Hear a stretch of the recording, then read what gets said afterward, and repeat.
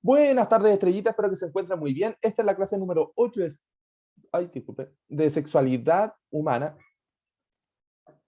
Justo me dio hipo.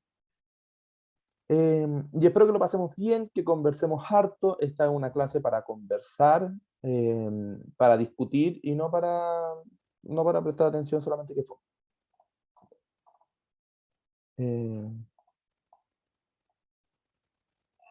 Ya. Y hoy es el debut de la profe Aye como docente. Ya, ¿se ve el PPT? Sí. Ya, fabuloso. Sexualidad humana. Ya, hoy comenzamos con el segundo eje temático. Ya sacamos las células de nuestra vida, no la vamos a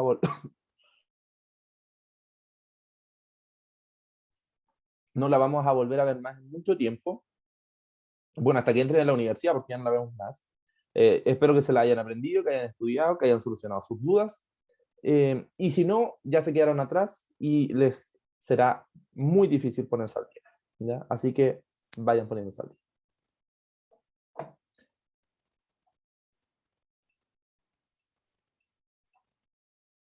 ¿Ya? Eso ya lo vimos.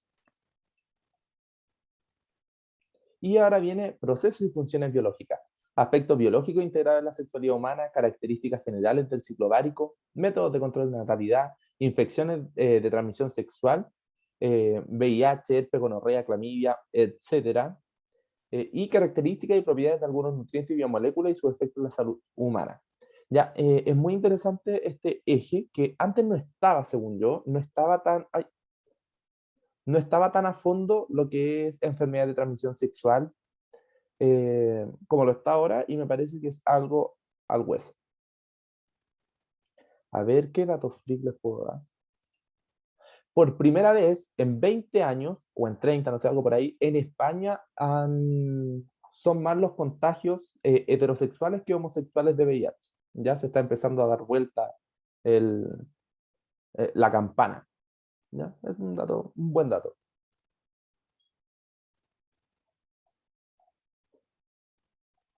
Profe, este PPT ya lo mandó al grupo. Ya lo subí porque somos eficientes con la profe Aye y profe Braulio.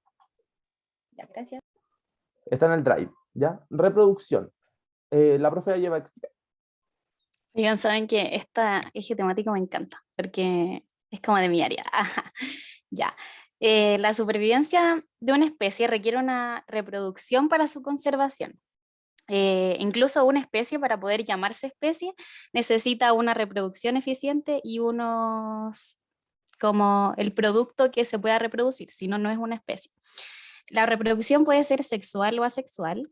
Si es que es sexual, se tiene casi siempre dos progenitores, se fusionan los gametos o las membranas de los gametos y se genera una variabilidad genética, que lo vamos a ver un poquito más adelante.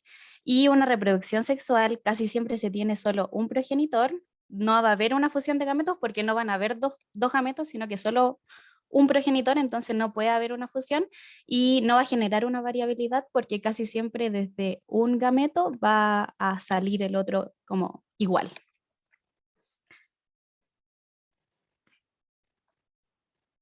Vamos, profe. La reproducción asexual casi siempre se da entre bacterias, levaduras, algas, hongos, etcétera, y es como mucho más común. Y como dije antes, viene de solo un progenitor, no tiene una fusión entre los gametos, o sea, no hay un óvulo o un ovocito con un espermatozoide que se fusionen y se junten, sino que es solo uno, ¿cierto? Tenemos varios tipos, por ejemplo, la fusión o la bipartición es cuando tenemos un organismo que va a literalmente como separarse, onda va como a dividirse y separarse. Entonces va a generar dos iguales. La gemación es cuando multiplica su material genético y se crea como un huevito. Y ese huevito es el que después como sale. La esporulación es cuando se crea como una espórula, creo que se llama, y eso hace que se cree, se reproduzca, o sea, se multiplique el material genético y se expulse. Y la fragmentación es literalmente que de un organismo que tenemos se parta a la mitad o sea, no a la mitad, pero como una parte de este y este se va a reproducir y van a ser dos organismos independientes, pero son iguales. Eso tiene que quedar claro, son iguales todos ellos, no hay variabilidad genética, todos son exactamente iguales.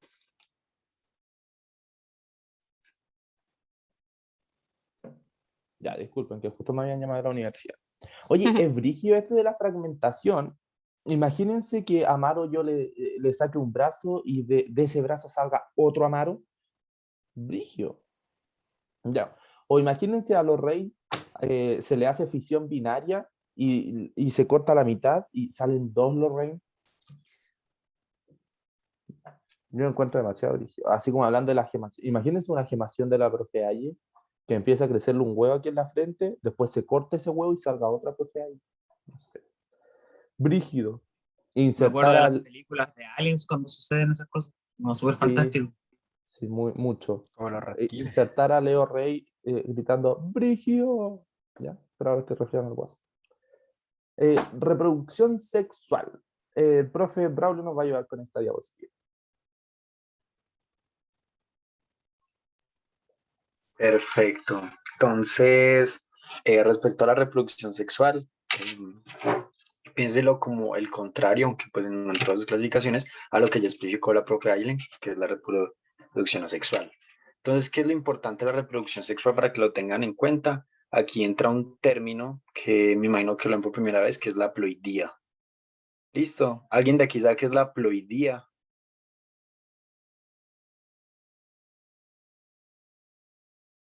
¿O es la primera vez que lo escuchan? Si no, no hay problema. ¿Algo tiene que ver con los cromosomas?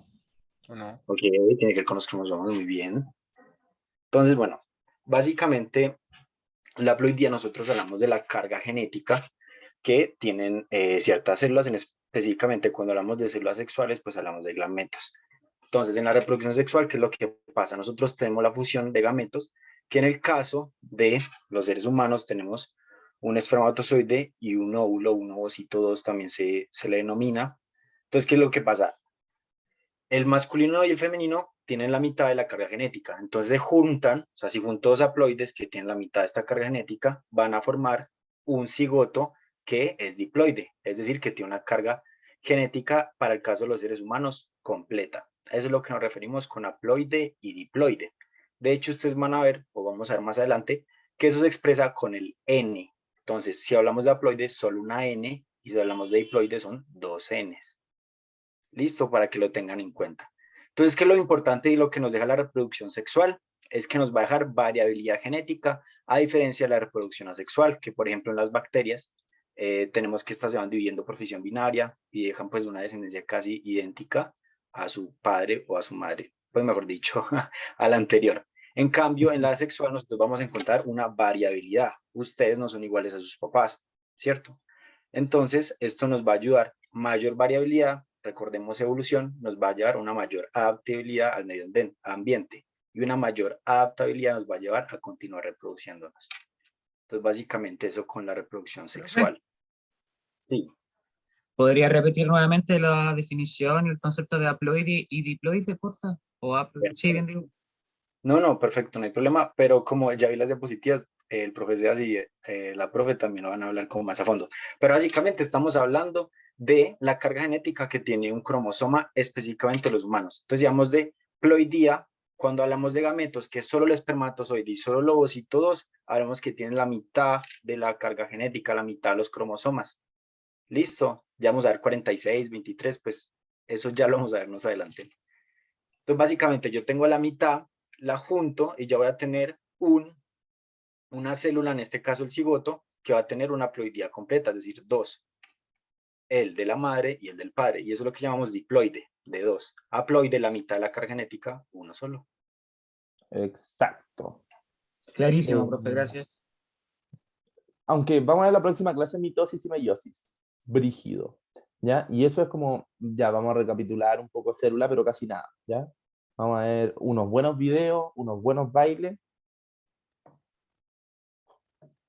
Miren, ¿qué tenemos acá? Espermatozoides. ¿Cómo se llama eso? ¿Están viendo mi mouse? Flagelo. Muy bien, flagelo. ¿Y eso? Núcleo. ¿Ya? ¿Qué hay dentro del núcleo? ¿El ADN? Ya, ADN, ¿qué más?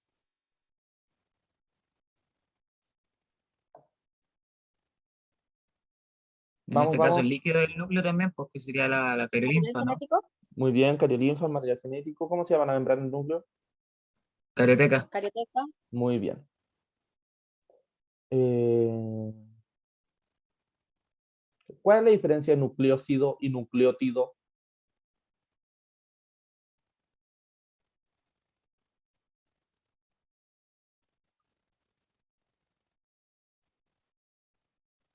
La ¿No buscan, tiene no que la ver voy con a... los ácidos? Sí, es del ácido nucleico, pero hay una diferencia entre un nucleótido y un nucleócido. ¿Ya? Ya, seguimos. Acá tenemos espermatozoides que van a ir a fecundar el óvulo. Ambos tienen 23 cromosomas, ya la mitad de la cantidad de cromosomas que tenemos nosotros, ya en cada una de nuestras células que no sean las sexuales. Una vez que se fecunda el ovocito, vamos a tener 46 cromosomas, que es lo que yo le decía ayer. ¿Qué donaba, Amaro, qué donaba el espermatozoide?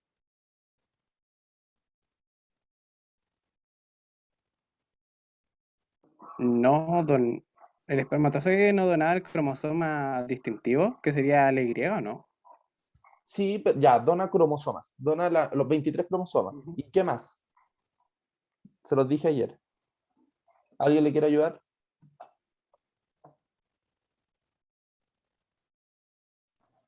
¿El núcleo? No, pero es que en el núcleo están los cromosomas. Un centriolo, ¿ya? Un centriolo y los cromosomas. Con respecto, chicos, recuerden que les mandé el PPT antes para que no tuvieran que estar escribiendo en la clase, ¿ya? Y me puedan prestar atención. Les mandamos con ese al final. Me perdí, po. La cuestión. ¿De qué estaba hablando? Ah, ya. ¿Cuál es, entonces, Amaro, cómo se llamaba la enfermedad que me preguntó ayer? ¿Qué pasaba con la enfermedad que las madres contagiadas y que presentan la enfermedad se la transmiten a todos los hijos? Y después solo las mujeres se lo transmiten a todos sus hijos, pero los hombres no lo transmiten. ¿Qué tipo de enfermedad es?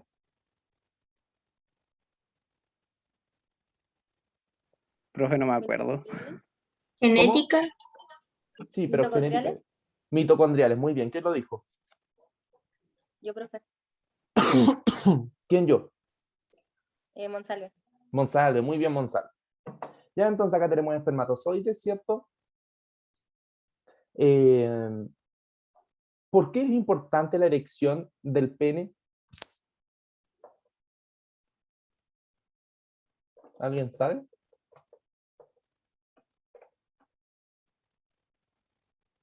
¿No se relaciona con la testosterona o no? No.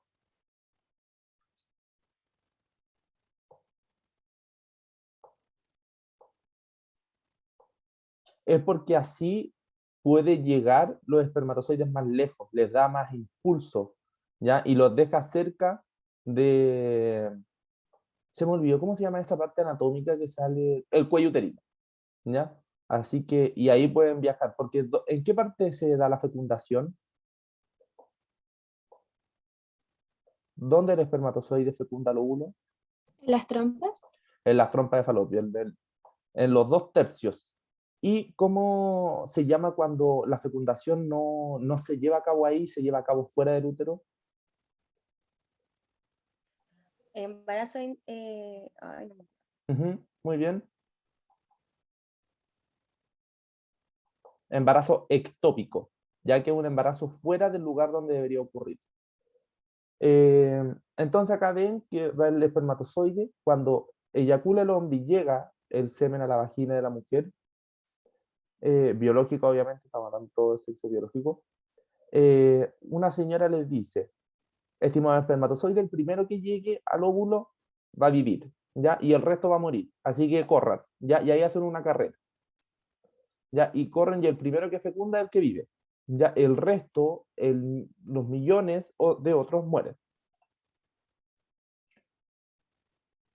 Ay, el chat, a veces me pierdo el chat. ¿Cómo eso?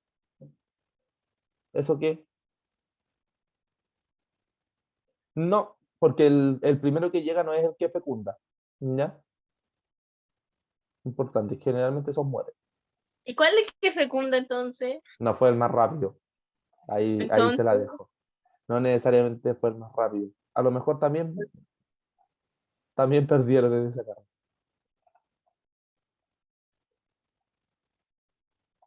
No sería culpa del hombre, Anaís. Si quieren, ¿por qué? Porque esto es probabilidad. El hombre dio los dos genes, ¿ya? En algunos espermatozoides iban el gen Y y en algunos espermatozoides iba el gen X, ¿ya? Entonces, el que llega y el que fecundaba ganaba. El más oportunista, exacto. El más galán. Ya, entonces tenemos cromosomas homólogos, ¿cierto? Miren, después van a venir las células hijas con la meiosis 1 y en la meiosis 2 van a venir finalmente nuestros gametos, ya que lo vamos a ver el día de mañana. Anatomía. Vamos.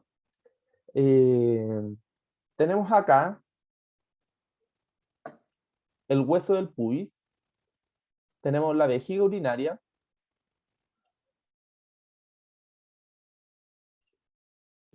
Profe, la Anaís tiene una duda en el chat. no, ya cacho. Profe, tengo una duda. Pero ya, voy a esperar a que lo escriba ya. Pero después voy a seguir haciendo más. Miren, acá tenemos el recto y miren por qué se hace el examen de la próstata vía anal. ¿Ya? Porque miren, está a una distancia aprox debe ser unos 4 centímetros.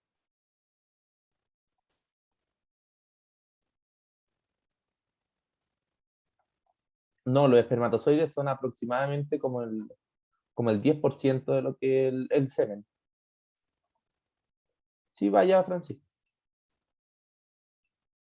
Ya, pero después tienen que justificar con la profesional. No necesariamente un embarazo ectópico es cuando la fecundación ocurre fuera del útero. Puede ocurrir en la trompa y después salirse el óvulo fecundado. ¿Y de dónde sale el semen? Gracias, chao. El semen sale por el pene. Donde se produce es distinto, que lo vamos a ver ahora. ¿Alguien me iba a hablar? profesor del embarazo no lo entendí. ¿A qué se refiere? Ya, después lo vemos en la próxima diapo, ¿ya? Ya, entonces acá tenemos el recto, ¿cierto? Acá tenemos la próstata. Estas son las vesículas seminales que están siempre detrás de la vejiga. Ahí vamos a ver, primero les voy a explicar dónde está todo y después vamos a ver las funciones. Tenemos las glándulas bulbouretrales, ¿cierto? Aquí está el ano, los testículos, el saco escrotal o el escroto, el epidídimo, luego sale un conducto deferente que atraviesa por acá, pasa por aquí y pasa por sobre la vejiga y acá se va a bifurcar en las vesículas seminales, que son unos cachitos que están ahí detrás de la vejiga sobre la próstata. Por acá sale el pipí, ¿cierto? Y también el semen. Comparten el mismo conducto, en cambio en la mujer no, son conductos diferentes. Tenemos el pene, el cuerpo del pene cavernoso, el glande, ¿cierto? Con la piel que se llama prepucio, y ahí está la abertura de la uretra, que se llama meato urinario, el hoyito ahí, se llama meato urinario. ¿Para qué sirven cada una de estas cosas? De estas vainas, diría profe Braulio. El testículo es la gónada, ¿ya? U órgano donde se producen los gametos y la hormona testosterona. ¿Alguien sabe si es que el testículo secreta otra hormona?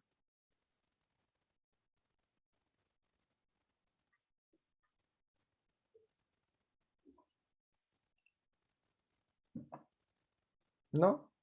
Ya, se secreta inhibina, ya que es una hormona buena y que la vamos a ver. Que es pregunta PSU y tienen porcentaje de error como del 90% y ustedes la tienen que tener buena. El epidídimo va a almacenar los gametos, acá comienzan a madurar, ¿cierto?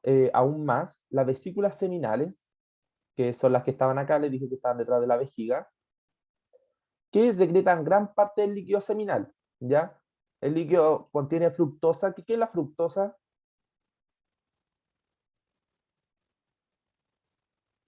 ¿No el azúcar de la fruta?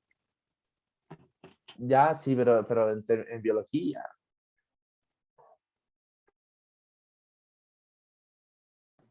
Un disacárido, carbohidrato. Ya, compuesto por...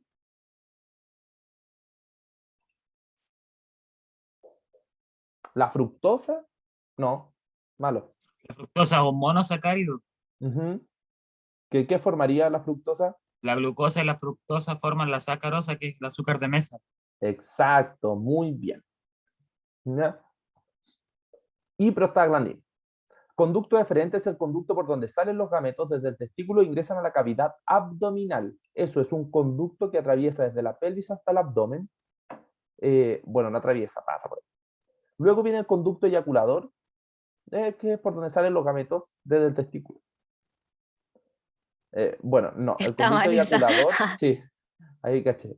El conducto eyaculador es donde va a salir por el pene, ¿cierto? Es todo el conducto desde la próstata.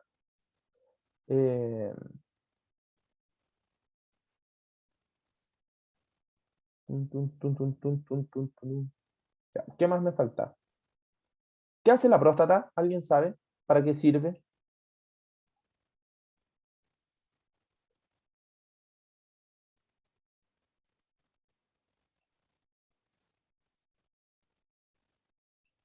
Además de dar cáncer. No, lo vemos después. Vamos. A ver. Ah, ya. Espermatogénesis.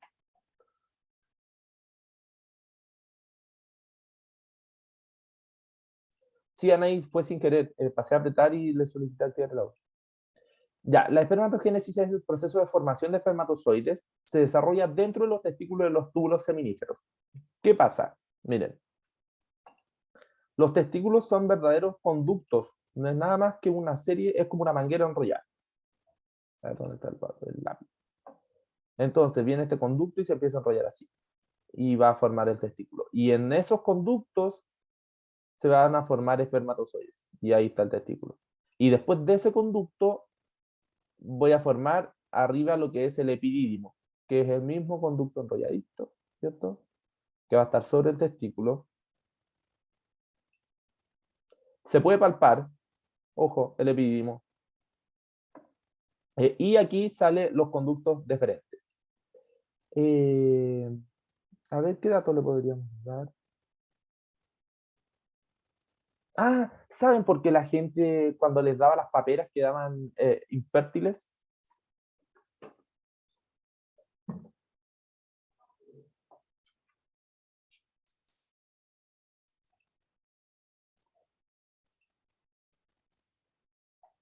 Ya, miren. Ustedes, no sé si sabían todos, pero más los hombres se pueden dar cuenta de que cuando hace frío, como que se recoge el escroto y suben los testículos, ¿cierto? Esto pasa porque los testículos buscan el calor, ¿ya? ¿Por qué? Porque los espermatozoides tienen que estar a una cierta temperatura.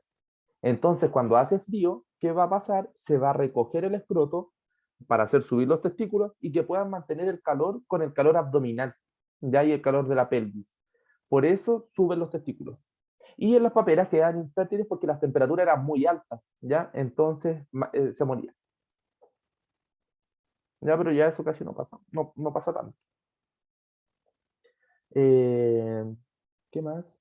Y a veces esto de subir y bajar los testículos falla, ¿ya? Y hay un conducto que está hecho de fascias y a veces el testículo se va hacia el abdomen. Profe, ¿y los pezones? ¿Por qué se ocultan cuando hace calor y cuando hace frío se ponen duros?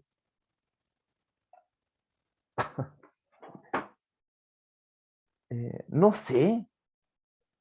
Profe, Profe Braulio, ¿sabe? Dígame. y cuando se estrangulan así como los testículos, por decirlo así. Ya, hay personas que le tienen que extirpar los testículos. ¿Por qué? Porque por acá vienen sobre esto viene una arteria y una vena. ¿Ya? Cuando el testículo se gira sobre sí mismo, se estrangula la arteria y no deja pasar sangre. Entonces se empieza a morir el tejido. ¿Ya? Y yo le dije que las células eran bien amigas. Entonces cuando se muere la de al lado, ella le da por suicidarse. ¿Ya? Y así empieza a morir mucho el tejido. ¿Ya? Por falta de oxígeno y por la falta de irrigación en general. ¿Ya? Y eso es cuando la rotación del testículo. Y es común igual, no es algo que no pase. Es entretenida la urología. Ya, hasta aquí, dudas, consultas, sugerencias. La pregunta de los pezones era, profe, ¿y los pezones por qué se ocultan cuando hace calor y salen y se ponen duros cuando hace frío? Según yo, es solo por tejido muscular. Esa es como la respuesta que yo le puedo dar de manera inferencial. Cuando hace frío, se contrae, ¿cierto? Y sale, y cuando hace calor, se dilata el músculo y por eso se desaparece, pero no es como que se meta adentro. Sí, o sea, no creo que se meta ahí adentro, sino más como una respuesta al autónomo a los cambios de temperatura. Sí, más dudas, consultas, ¿cierto? Y aconséjenle, las glándulas vulvoretrales sirven para la lubricación, ¿ya? El famoso líquido preseminal que se le dice. Aconséjenle a sus familiares a hacerse el tacto rectal, porque es un examen que sale 0 pesos, ¿ya? Los médicos se lo tienen que hacer gratis cuando le pagan la consulta, y es muy eficiente. La mayoría de los cánceres digestivos y los de próstata están al alcance del dedo, ¿ya? Entonces, Profe, una pero buena... ahora también se puede hacer como por sangre, o sea, como cuando te sacan sangre, pero es más sí, seguro por próstata. Sería, o sea, como más eficiente, por decirlo así. no,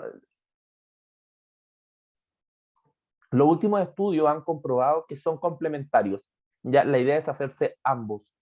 Ya porque puede haber un cáncer que no toque el dedo, ya que puede estar, por ejemplo, por delante de la próstata, que no es lo común, o puede que no marque bien los anticuerpos, ya, y que sean células, por ejemplo, muy indiferenciadas. Francisca, Profe, ¿cómo se llamaba la hormona que secretan los testículos? testosterona. Y la otra es inhibina. Inhibina. Ahí está. ¿Para qué es el examen? Para la próstata. Bueno, el tacto rectal se hace por muchas cosas. De hecho, uno lo hace menos de lo que debería hacerlo. ¿Ya? Los médicos en general tienen esa culpa, que el examen del tacto rectal no lo hacen. Una, porque es incómodo para el médico y es incómodo para el paciente también. ¿Ya? Pero salvaría muchas más vidas y según yo, habría muchísimo menos cáncer diagnosticado tardíamente si se hiciera como corresponde al tacto rectal. Ya no sé qué dice el profe, no sé si le ha tocado al profe Braulio hacer tacto rectal. Sí, es bastante, como decía profesoras, pues no es solamente para la próstata, iremos a lo más común. Me acordé que de hecho en un examen me preguntaron, describa 10 como razones para mandar un tacto rectal que no sea examen de próstata, y uno queda como así. Y también les quería decir algo, profesoras, después de ver la foto, Ajá, por favor, y gracias. ahí. Pues un error que uno comete, o que yo cometí cuando era muy pequeño, chicos, ¿qué es lo que nosotros denominamos pene, chicos y chicas?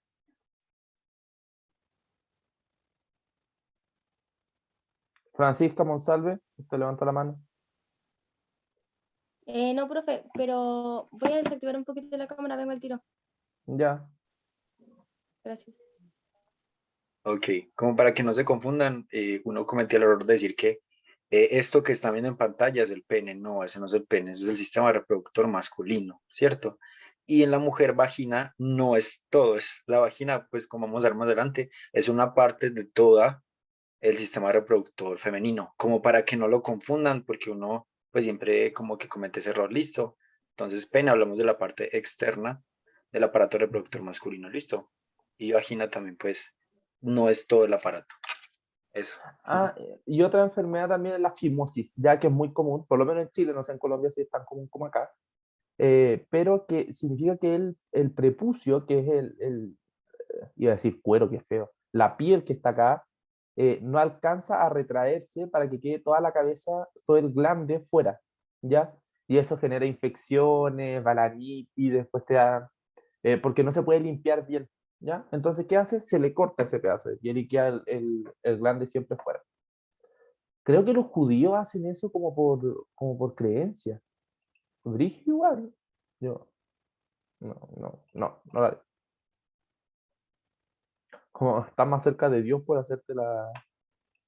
No sé. Ya, la espermatogénesis, ¿cierto? La formación de los espermatozoides se inicia...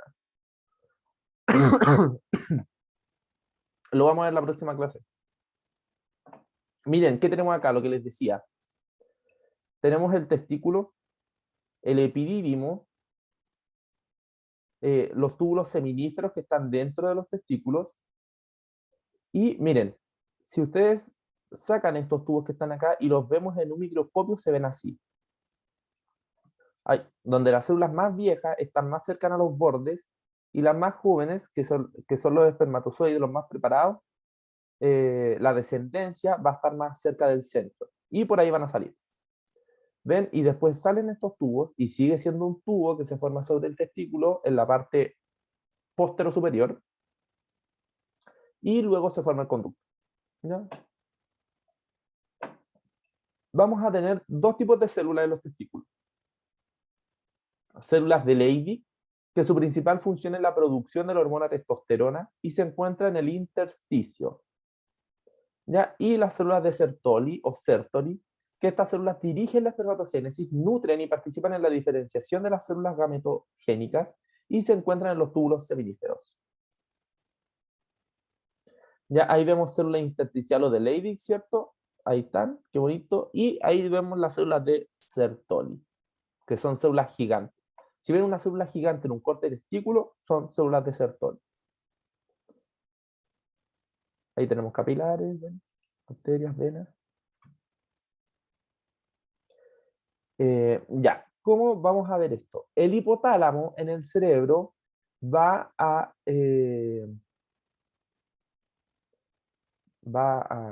no es a secretar GNRH, ya que es la hormona liberadora de las gonadotropinas. Así se llama. ¿Cierto, profe? Me van corrigiendo si me equivoco, que estoy un poco distraído. Ya, hormona liberadora de las gonadotropinas. Esta va hacia el hipotálamo, que está justo bajo, no, va hacia la hipófisis, disculpen, que está justo bajo el hipotálamo. En específico, va a ir a la adenohipófisis, por eso está pseudo malo esto. Ya va a ir hacia acá adelante y va a secretar la LH y la FSH. La LH es la hormona luteinizante y la FSH es la hormona estimulante del folículo o la hormona folículo estimulante. Hasta ahora, ¿me van poniendo atención? ¿Van bien? ¿Se les va cerrando un ojito? ¿Cómo va Valentina? Valentina Chacón, ¿me está escuchando? ¿Me mutió? Profe, yo me perdí con eso de el GNRH, LH y FSH. Me perdí en lo último. Ya, miren. Vamos a ver.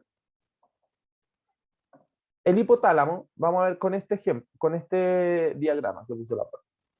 El hipotálamo va a secretar la GNRH, que es la hormona liberadora de las gonadotrofinas o gonadotropinas.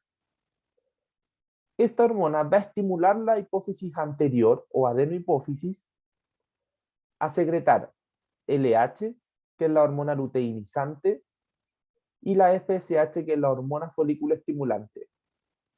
La LH va a las células intersticiales, ¿cierto? Va a ir a los testículos. Y la FSH a las células de Sertoli y también a los testículos. La LH lo que va a hacer es decirle a las células intersticiales que secreten testosterona, ¿ya? O las células de Leydig. Y esta testosterona va a ir a estimular a las células de Sertoli, ¿para qué? Para hacer la espermatogénesis y llevarla a cabo.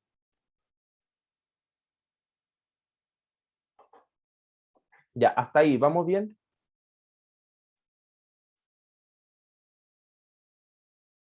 Sí, la llaman también glándula pituitaria y la gente dice así como, oh, tiene que desarrollar la glándula pituitaria. Y yo así, ¿no le va a dar un prolactinoma o algo así como un tumor? No la desarrollen tanto, entonces sí está bien. Y las células de Sertoli van a secretar inhibina. ¿Qué es la inhibina? Es una hormona proteica que va a ir hacia la hipófisis anterior y le va a decir, ya no quiero más. Ya le va a decir, ya no quiero más hormonas, córtala. ¿Ya? Y se va a producir lo que se llama el feedback negativo.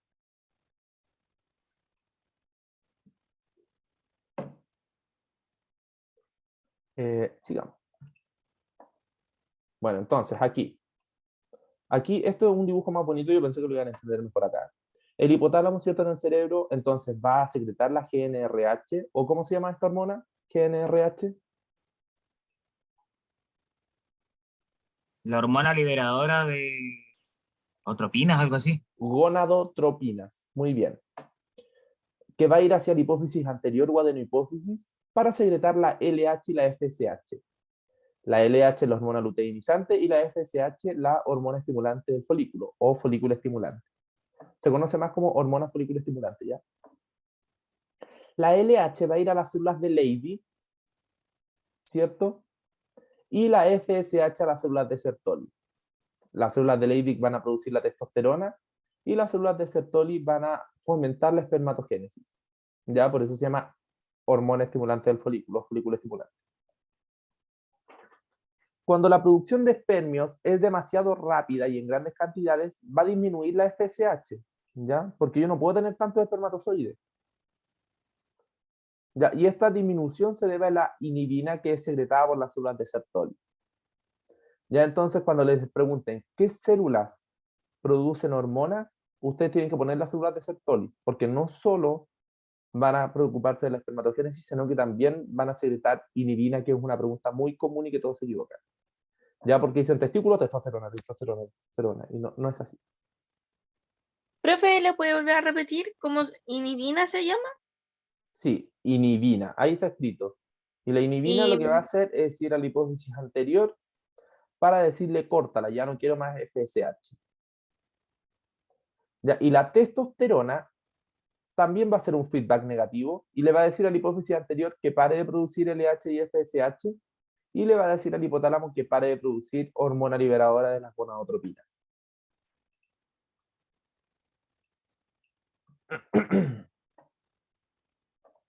Entonces, el feedback positivo y el feedback negativo.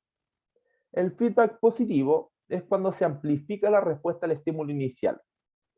Por ejemplo, ya, y veamos al tiro el feedback negativo. Es la respuesta opuesta al estímulo inicial, permite mantener niveles constantes al estímulo. El feedback negativo es lo que les decía yo. Que, por ejemplo, se va a producir FSH en grandes cantidades, ¿cierto?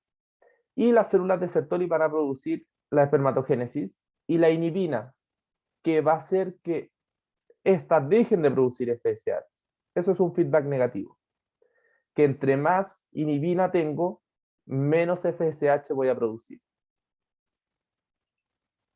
Y el feedback positivo es cuando, por tener una hormona, yo voy a secretar más hormona. Ya la oxitocina es una hormona que va a contraer el útero y va a preocuparse de la eyección de la leche materna. Entre más hormona oxitocina yo tenga en sangre, más hormona yo voy a producir. ¿Se entiende la diferencia entre feedback positivo y feedback negativo?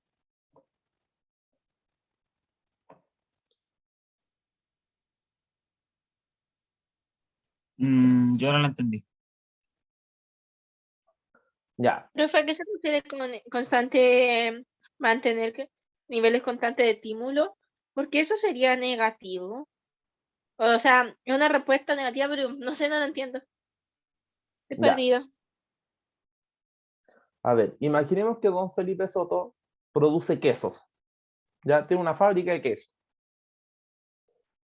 Y entre más queso produzca Felipe Soto, si tuviéramos un feedback positivo, diría como, oh, tengo mucho queso, voy a producir más queso. Ya, eso es un feedback positivo.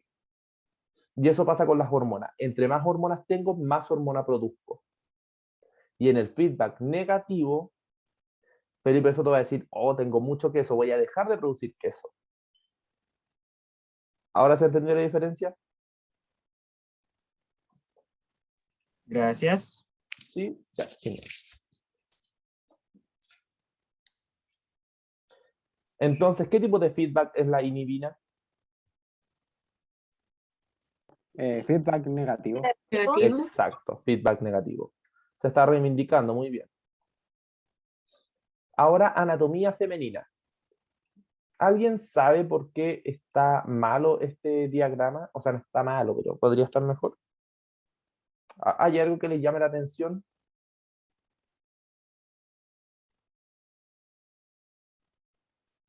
¿Y por qué esta mujer sería poco fértil?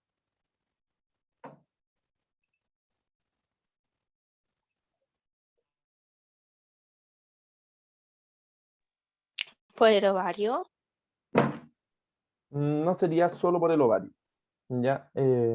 Lo que pasa es que el útero está muy levantado. ¿Ya? El útero debería estar recostado sobre la vejiga.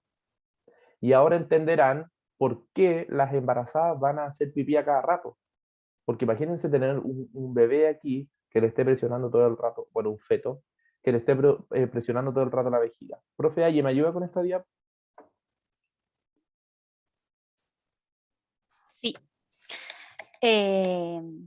Tenemos, es que en verdad no se ve muy bien en esta foto, pero ahí tenemos los oviductos o las trompas de falopio, que es por donde va a salir el ovocito y se va a No se producir ve, la profe, fecundación. su puntero. Tiene que ir a donde dice anotar y luego a destacar.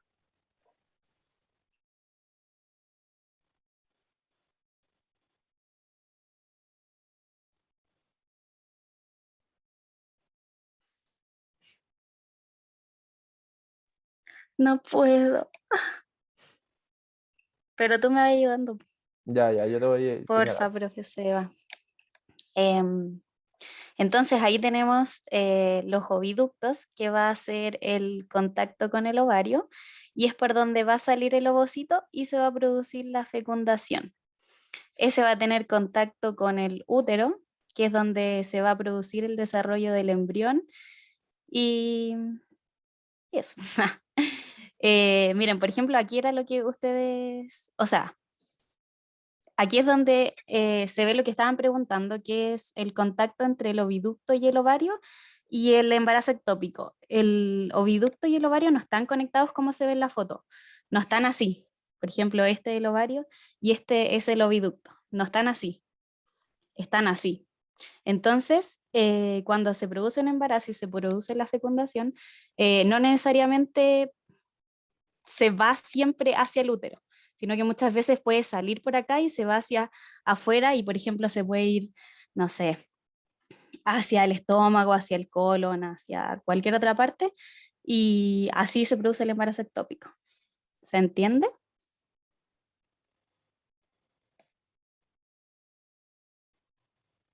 Dime, Anaís. Entonces, el embarazo ectópico sería cuando la fecundación no llega al útero.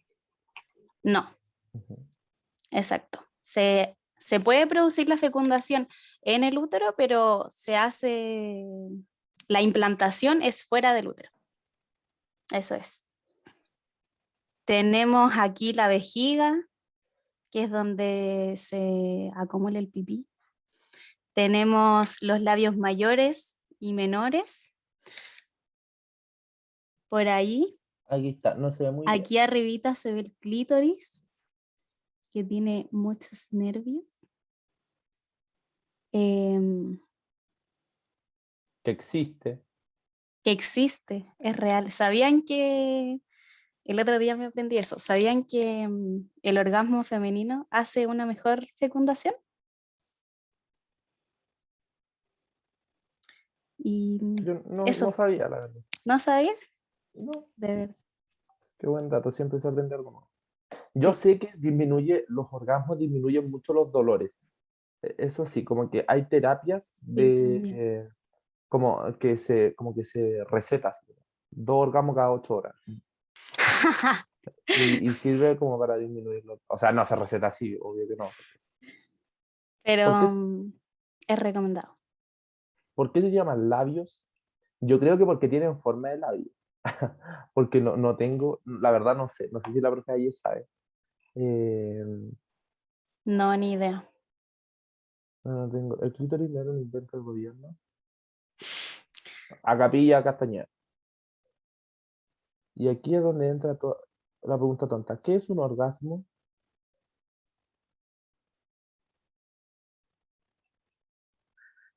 Qué retórico. No me esperaba la pregunta, la verdad. No sé cómo explicarlo. De hecho, lo voy a buscar para que dice Google. Es el Orgasmo. punto. ¿Ah? Explique.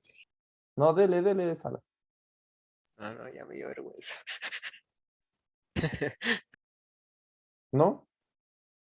No, explique más, profe. Ya, es Me el dio punto vergüenza. culmine o de mayor satisfacción de la excitación sexual en las zonas erógenas o sexuales. Eso. ¿Ya? Entonces vamos a ver. Fíjense que en la mujer vamos a tener 3 orificios. Ya, vamos a tener primero la uretra, la salida, el meato urinario, por donde se ponen las sondas Foley. Después viene, que a veces cuesta identificarlo, ¿ya? Después viene, eh, bueno, lo que es el canal vaginal, la vagina en sí, que esta es la vagina, no es todo, para que sepan que no es todo la vagina, ya es esto. Y luego viene el ano, ¿ya? Entonces, versus los hombres que vamos a tener solo meato urinario y el ano, porque comparten la vía sexual y la urinaria. ¿Qué más les puedo decir? Braulio. Aquí algo súper interesante para que vean que por los que quieren estudiar medicina es muy lógico. Miren la uretra femenina y la masculina. ¿En quién creen que es más común tener infecciones urinarias? ¿Mujeres u hombres? En las mujeres, Mujeres. ¿Por qué? mujeres siempre tienen infecciones. ¿Pero por qué? Porque ¿Qué se les ocurre? eh, Porque está más está mal. asomado. Esa respuesta. No, según yo está más asomado el Está del más, hombre. está más Es que en prendido. el, profe, puede ser que en el aparato reproductor masculino tiene la ventaja de tener el prepucio que igual lo protege, ¿o no? No. De hecho, no. Es porque está más Estamos cerca del hablando ano. de Súper bien, infecciones Amaro. del tracto urinario. Exacto, esa era la respuesta. Está más cerca del ano, entonces las bacterias, que generalmente es E. coli. Esa es la bacteria que generalmente da la infección urinaria baja o ITU baja. ¿Ya? Y antibiótico que se da, generalmente nitrofurantoína aquí en Chile o ciprofloxacin. Sí, en las bajas no, y en las altas, bueno, otro tema. Eh, y también algo importante para que vean que les sigan colocando más lógica, la recomendación a las niñas cuando se empiezan a pues, ir al baño y a limpiar después de hacer popó o defecar, la indicación siempre es limpiarse de arriba hacia abajo, ¿cierto? Porque si se limpian de abajo hacia No, arriba, es como, decir, no como porque hacer popó se va a limpiar de arriba hacia abajo. Cuando hace pipí, se limpia. pipí o popó, pues esa es la indicación, porque si vos haces popó de abajo hacia arriba, pues pasas todas las bacterias que están en la Ah, zona pero es que perianal. depende de dónde estés mirando, porque si estás mirando de adelante. Exacto. Sí, pues es la indicación general para hacer excremento, que como bien dijiste, Sebas, pues es por E. coli. Entonces, siempre de arriba hacia abajo y no de abajo hacia arriba, evitando que el ano pasen al conducto urinario.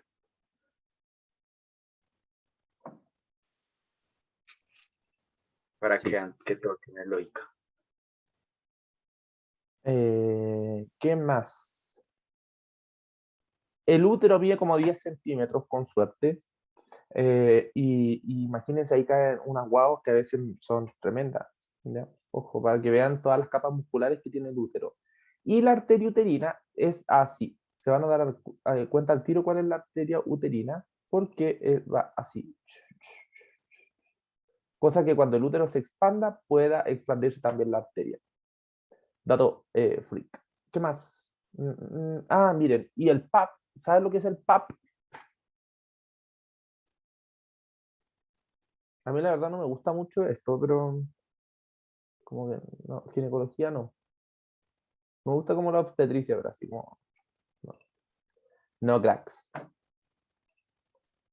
El Papa Nicolau, muy bien. Papa Nicolau. Ese es el PAP, que es un examen que se deberían hacer las mujeres. ¿Saben desde qué edad se hace el PAP? Mira, pregunta importante, no me había olvidado.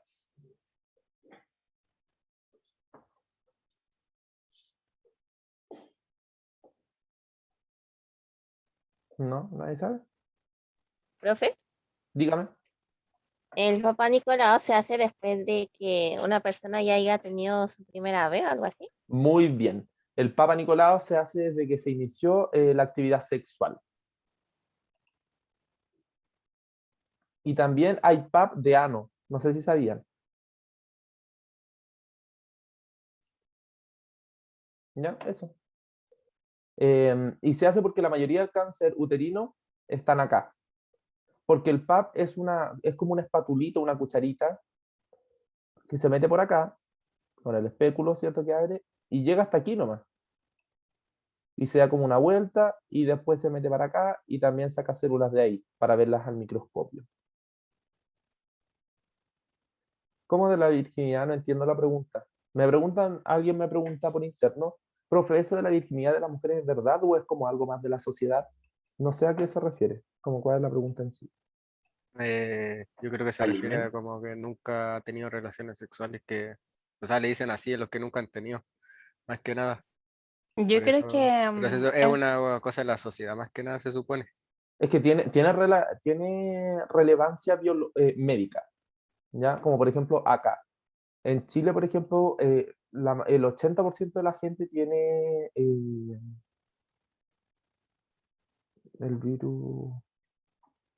¿Cómo se llama? Oh, se me olvidó. Profe, VPH. Yo estoy viendo. el VPH, el papiloma humano, lo tiene el 80% de la población, ¿ya? Entonces no es como que uno diga así, tiene VPH, porque ya ese examen no se hace, ¿ya? O sea, uno lo puede mandar a pedir, pero ¿para qué? Si se da por hecho que todo lo tiene. Profe, como importante examen de próstata en el hombre, en la mujer sería la mamografía a cierta edad. Sí, la mamografía se hace desde los... depende, eso depende y tiene sesgo socioeconómico. A las mujeres en los hospitales públicos lo hacen desde los 40 aprox. Y ya las mujeres del privado lo hacen 35 años, empiezan a hacer las mamografías. Y los PAP, como dijo Chigli, es desde que se inicia la actividad sexual. Porque todo cáncer uterino está producido por el virus papiloma humano. ¿Ya? Y ahora se está vacunando contra eso, así que están todas salvadas. Y eso, dale. No, yo iba a decir que recuerden Perdón. que respecto a la vacuna del virus papiloma humano, cierto, las mujeres son las que les puede dar cáncer de cuello uterino, pero los hombres lo podemos transmitir. Entonces recuerden que pues una pareja no es solo que la mujer se vacune y listo, sino que nosotros como hombres también nos podemos vacunar. Es una decisión responsable por sus parejas. Sí, En caso de que... pero y en los hombres también produce cáncer. Produce cáncer de próstata, Exacto. de pene, de lengua, de ano. O sea, no de ano, de recto. Ese es cáncer. Y Claro. eso, produce cáncer en general. Incluso cáncer como en las gargantas, como por la faringe. Sebas, te pregunto ahí, ¿también la vacuna del VPH es parte del plan obligatorio de vacunación? Sí, plan Allá, obligatorio de vacunación para las niñas que van en sexto para las básico. niñas. Pero, profe, creo que desde hace poco se empezó a implementar también en los niños.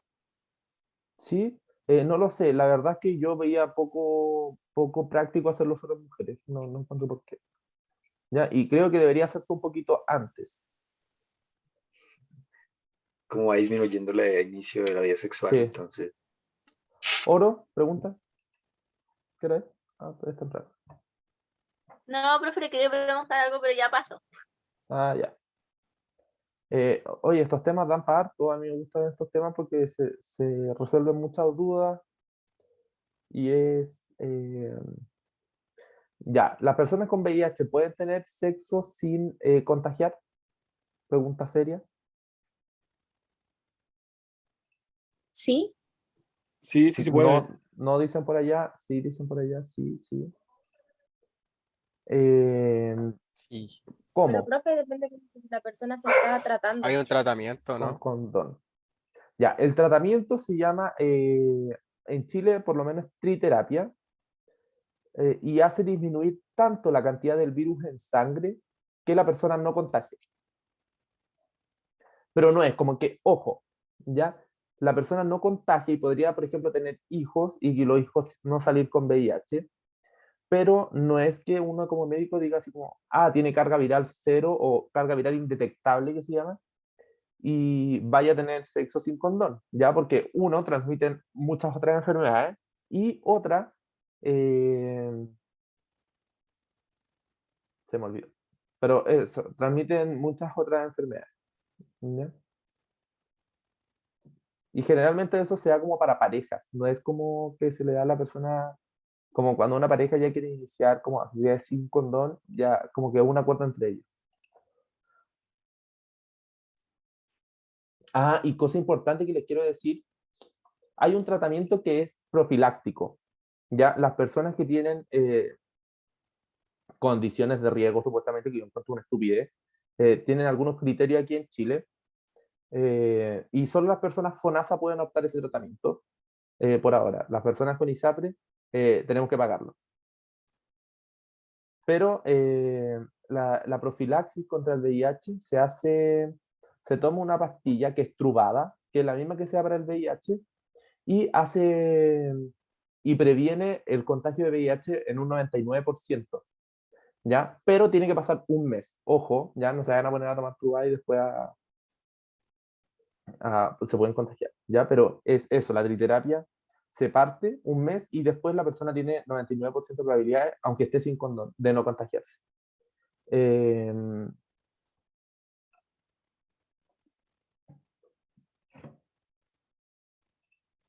Ya, aquí alguien me dice por interno que hace poco se le inflamó un ganglio y dentro de los exámenes le mandaron a hacer uno de VIH. Sí, ¿por qué? Pero esto, ojo, ya cuando uno manda a hacer estos exámenes, cuando hay un ganglio inflamado, es uno, porque hay conductas de riesgo o porque el ganglio tiene mucho tiempo inflamado. Ya cuando es un ganglio que apareció hace 2 días y está inflamado, generalmente es por alguna infección. ¿Ya? Pero que sea por VIH, no. Y es poco común que el VIH dé ganglios inflamados. Generalmente da en varios sitios y un tiempo mayor a 6 meses. Ya, pero es muy interesante este tema. Ah, y también hay una profilaxis post-exposición. No solo pre-exposición, también hay una post-exposición, que es cuando ustedes tienen, no sé, es muy común que se rompa un condón, por ejemplo, o a veces uno de descuidado, de mal, como solo tuviste relaciones sin protección, puedes tener una profilaxis post-exposición, ya que esto es que después de una conducta de riesgo, ustedes tienen 72 horas para comenzar a tomar el medicamento contra el VIH, ¿ya? Y este medicamento se toma por un mes y evita que se contagien de VIH hasta en un 97%, es muy efectivo. Y eso, dudas, consultas, sugerencias. Oro. ¿Qué pasa con esta gente que porta el VIH, pero creo que no puede Pacientes. contagiar o puede contagiar, sí, pero como que él no se ve afectado con ninguna de las cosas? Pero claramente puede contagiar a alguien y enfermarse. ¿Qué pasa con ellos? Ellos tengo entendido que tienen que tomar unas pastillas para cuando van a tener relaciones sexuales, pero como que a ellos no les afecta el VIH. O sea, pueden contagiar, pero en ellos como que nada. Ya, nos vamos a pasar para la próxima clase, pero lo importante aquí es hacer la distinción entre VIH y SIDA, ¿ya? El VIH es el virus que produce el SIDA, que es el síndrome de inmunodeficiencia humana, que uno al tener VIH, tú vas a tener un virus, ¿ya? Pero no vas a presentar ninguna enfermedad, solo tienes virus. Ya, este virus después provoca que disminuya el sistema inmune, los linfocitos TCD4, y eso da una enfermedad que se llama SIDA, que finalmente el sistema inmune no funciona bien, de hecho no funciona para nada bien, pero va evolucionando, ¿ya? Si no tiene tratamiento, la persona puede estar 10, 15, 20 años bien hasta que le dé SIDA, como hay personas que le dan los 5 años, ya también hay distintos tipos de SIDA, o sea, de VIH, disculpen. Hay unas cepas que son europeas, otras africanas, y hay sobreinfección de VIH, onda que tienen 2 veces VIH. Y la gente no muere de SIDA, ya muere de infecciones oportunistas, que tienen el sistema inmune tan bajo que viene una neumonía y los mata. Ya que generalmente es una neumonía, ya sea muy común que, por lo menos en Chile, un Pneumocystis jirovecii, que es la bacteria que da esta neumonía. No alcanzamos a pasar toda la materia, pero me parecía importante mencionarles eso porque se nos podía olvidar. ¿El profe Braulio quería decir algo? Sí, como para hacer una aclaración, es que pues como romper ese mito porque antes a las personas que tenían VIH, uno lo relacionan con la homosexualidad, el profesor Sebas ya nos dejó claro que eso estima cambiando, y tener VIH no significa que es igual a estar enfermo, como también dijo el profesor Sebas, pues hay que romper ese estigma de que las personas que tienen VIH, porque no se cuidaron, porque recuerden que hay más formas además de la transmisión sexual y que ellos no son personas enfermas. Afortunadamente tenemos estos tratamientos que dijo el profe Sebas para que puedan vivir una vida totalmente normal. Antes decía que no se les puede dar ni un beso a las personas con VIH, pero pues eso ya se ha desmentido. Sí, Y de por hecho eso fue es que noticia lo de la princesa Diana, ¿te acordás? Cuando como que tocó a una no, persona con VIH, fue noticia a nivel mundial. no, y hay una historia muy chévere que había un médico virólogo llamado Francisco Ayuti, que en estos congresos médicos de 1970 llegó y les dijo, el VIH no se transmite por el beso. Les presentó a una paciente que tenía VIH y le dio un beso enfrente de todos los médicos. Sí. Y pues eso fue una ruptura, si quieren lo buscan, se llama el beso más famoso del VIH, y es como para romper ese estigma que se tiene con las enfermedades de transmisión sexual, que de hecho la próxima clase vamos a decir que ahora se llaman, o bueno, han cambiado la denominación a infecciones de transmisión sexual, ¿cierto? No es lo mismo estar infectado o presentar la enfermedad. Entonces, para que rompan ese estigma, cuando ya inicien o si no inician su vida sexual, recuerden hacer exámenes constantemente, es preocuparse por ustedes y por sus parejas, y eso. Yo tengo una anécdota, pero no sé si al tiempo de cuando me hice una prueba de VIH, que es muy chistoso. Acá en Chile es una atrocidad hacerse esos exámenes porque te mandan a hablar hasta con psicólogos casi para hacerte el examen, pero igual hay que hacerlo. ¿Ya? Como que Sí. es como que te dicen, no sé, me pasó una vez que tuve que dejar hasta un reclamo porque te dicen así como, ¿estás seguro que se lo quieres hacer? Es como, sí. Pero es como, no tengan miedo, ¿ya? Sí, vayan, Oro, ¿Ah? sí te alcanza tu experiencia, Bravo. Es que es muy charra, muy chistosa. Pero dale, Oro, pregunta antes. Profe, ¿cuáles son los pasos a seguir si alguien tiene una pareja de tipo sangre o negativo y quiere tener relaciones sexuales con el activo? Y yo soy positiva. ¿Como positiva para VIH? No, está el O negativo, que es una sangre muy difícil de encontrar. ¿Qué pasa si el día X mañana quiero tener una relación sexual activa con él, pero yo soy positiva? Soy del grupo AB, creo, positivo, pero él es del grupo cero negativo o negativo. No, pues no pasa nada, pues. No se hacen No. intercambios de sangre. Cuando hay transfusiones de sangre, ahí sí. Pero se ¿Y puede el tener embarazo? relaciones. Cuando dicen que el embarazo es peligroso, que hayan dos tipos de sangre en una mujer. Que hay una enfermedad que se llama eritroblastosis fetal, pero daba una clase. Ya, la próxima clase se lo puedo explicar, porque es tarde, para que el profe Braulio alcance a contar su experiencia. Sí, oro. O sea, no te confundas lo que dije de cero positivo, cero negativo. Esa es una clasificación de VIH, ¿cierto? El distinto al grupo sanguíneo. Listo. La anécdota. Bueno, como decía el profe, acá en Colombia, al menos por la alta incidencia de VIH, se hacen exámenes gratis. De hecho, en la universidad te regalan los exámenes, te hacen un panel viral y otras enfermedades de transmisión sexual. Entonces, una amiga que está como en todas esas como campañas de salud pública me dijo si te los quieres hacer. Y yo dije, bueno. Entonces, uno va seguro porque, claro, uno se cuida, uno actúa muy bien, uno va seguro, pero claro, te toman el examen de sangre y eso es como, hay un pasillo todo largo y claro, si tú eres negativo, a ti simplemente te entregan los exámenes, estás negativo y ya, listo, normal, sales feliz. Pero si alguno de tus resultados sale alterado, a ti te llaman y de hecho te pueden una vez iniciar el tratamiento si tú quieres y te adaptas. Entonces, listo, yo estaba así feliz cuando escucho que en el fondo dicen, Braulio Castelblanco, por favor, pasa al consultorio número 5. Chicos, Se te demoró en el mundo. ese, ese fue el pasillo más largo de mi vida. Porque claro, como era un panel de infecciones de transmisión sexual, podía ser VIH, podía ser hepatitis, podía ser pues todas otras más, sífilis, todas las que se imaginen. Entonces pues yo fui, caminé. De hecho pues aún tengo la marca de la muestra de sangre. Y ya me siento ya resignado. Y la doctora llega y me dice como, disculpa, te toca el hombro porque usted lo van a ver en primeros auxilios psicológicos que hay formas de usted dar malas noticias, hay formas de afrontar distintas situaciones.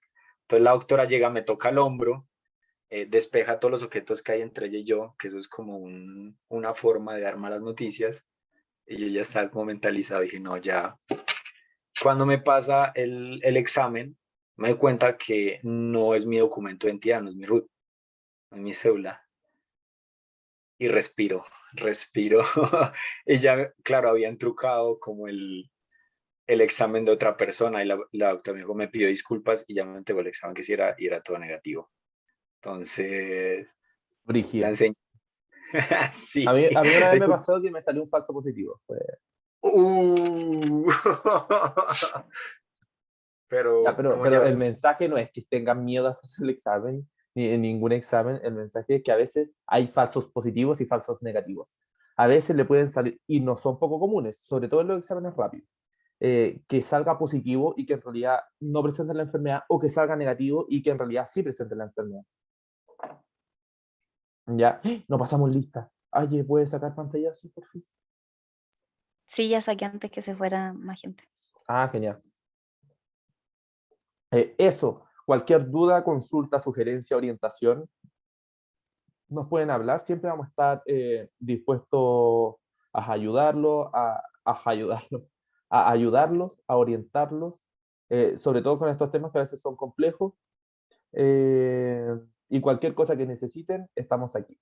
Cuídense mucho, que estén muy bien. Esta ha sido la clase. Muchas gracias, profe Aye, por debutar en su rol de docente. Gracias, profe Braulio, por acompañarnos. Quedamos un poco atrasados, pero creo que era absolutamente necesario esta clase hacerla de esta manera. Que estén muy bien, cuídense mucho. Chao, chao. Bye, Chao. profe. Cuídense. Chao, Que profe. estén muy bien. Profe, cuídese. Chao, profe. Chao, chao.